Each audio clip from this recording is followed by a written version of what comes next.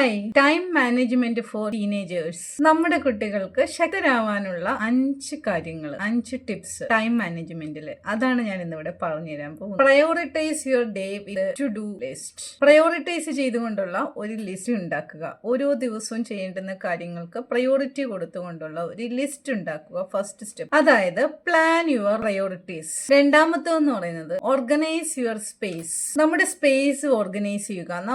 നമ്മുടെ ടീനേജേഴ്സ്, നമ്മുടെ കുട്ടികൾ കിടക്കുന്ന റൂം, അവർ ഉപയോഗിക്കുന്ന റൂം ഓർഗനൈസ് ചെയ്യാൻ വേണ്ടി അവരെ പഠിപ്പിക്കുക. നല്ല നീറ്റായിട്ട് ക്ലീൻ ചെയ്യാനും ബെഡൊക്കെ നന്നായിട്ട് വിരിച്ചിടാനും, അതുപോലെ തന്നെ അവരുടെ ടേബിളിലെ സാധനങ്ങളൊക്കെ, ബുക്സും മറ്റുള്ള സാധനങ്ങളും ഒക്കെ സ്പ്രെഡ് ചെയ്തിടാതിരിക്കാനും, അങ്ങനെയുള്ള കാര്യങ്ങൾ അവരോട് സ്പേസ് ഓർഗനൈസ് ചെയ്യാൻ വേണ്ടിയിട്ട് അവരെ പഠിപ്പിക്കുക. അതുപോലെ തന്നെ കുക്ക് ഹെൽത്തി സ്നാക്ക്. അത് നമ്മളെ പാരന്റ്സ് ശ്രദ്ധിക്കണം. ഹെൽത്തി ആയിട്ടുള്ള സ്നാക്ക് റെഡിയാക്കി അവരെ കൊണ്ട് കഴിപ്പിക്കാൻ വേണ്ടി നോക്കുക. ജങ്ക് ഫുഡ് മാക്സിമം നമ്മൾ ഒഴിവാക്കാൻ വേണ്ടി അവരെ ശീലിപ്പിക്കുക. എനിക്കറിയാം ഇന്നത്തെ ഒരു ലൈഫിൽ എൻ്റെ വീട്ടിലും അതൊക്കെ തന്നെയാണ്. പക്ഷെ ഞാൻ ഇപ്പൊ കുറച്ചൊക്കെ ഇങ്ങനെ ചേഞ്ച് ചെയ്ത് വന്നുകൊണ്ടിരിക്കുകയാണ്. അവരുടെ ഹെൽത്തി ആയിട്ടുള്ള സ്നാക്കുകൾ അവരെ പ്രൊമോട്ട് ചെയ്യുക. നാലാമത്തെ കാര്യം എന്ന് പറയുന്നത് പോമോഡോറോ ടെക്നിക്ക് യൂസ് ചെയ്യുക. എന്താണ് ഈ പോമോഡോറോ ടെക്നിക്ക് എന്നല്ലേ? 25 മിനിറ്റ് നമ്മൾ വർക്ക് ചെയ്താൽ 5 മിനിറ്റ് നമ്മൾ ബ്രേക്ക് എടുക്കുക. നമ്മുടെ കുട്ടികൾ 25 മിനിറ്റ്സ് കണ്ടിന്യൂസ് അവർ സ്റ്റഡി ചെയ്യുകയാണെങ്കിൽ 5 മിനിറ്റ് അവർക്ക് ഒരു ഷോർട്ട് ബ്രേക്ക് കൊടുക്കുക. അപ്പൊ ഈ 5 മിനിറ്റ് ബ്രേക്ക് കൊടുക്കുമ്പോൾ അവർ ഒന്നും കൂടി പ്രൊഡക്റ്റീവ് ആവും, ഒന്നും കൂടി അവർക്ക് കോൺസെൻട്രേറ്റ് ചെയ്യാൻ പറ്റും സ്റ്റഡിയിലൊക്കെ. ഇനി 5ാമത്തെ കാര്യം എന്ന് പറയുന്നത് കുട്ടികളെ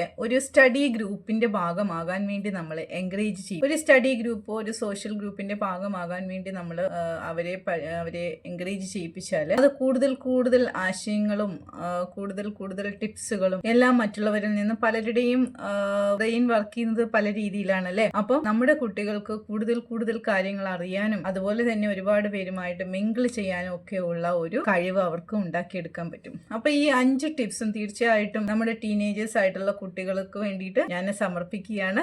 അവർക്ക് അത് ശരിക്കും പറഞ്ഞാൽ ശരിക്കും അത് തന്നെ ഉൾക്കൊണ്ടുകൊണ്ട് മുന്നോട്ട് പോയി കഴിഞ്ഞാൽ അവരത് യൂട്ടിലൈസ് ചെയ്താലേ ജീവിതത്തിൽ അവർക്ക് സക്സസ് ആകാനായിട്ട് കഴിയും. അപ്പൊ അങ്ങനെ നമ്മുടെ കുട്ടികളെ ഒരുപാട് പ്രൊഡക്റ്റീവ് ആക്കാൻ പറ്റും. ഇത് ട്രൈ ചെയ്യുക. താങ്ക്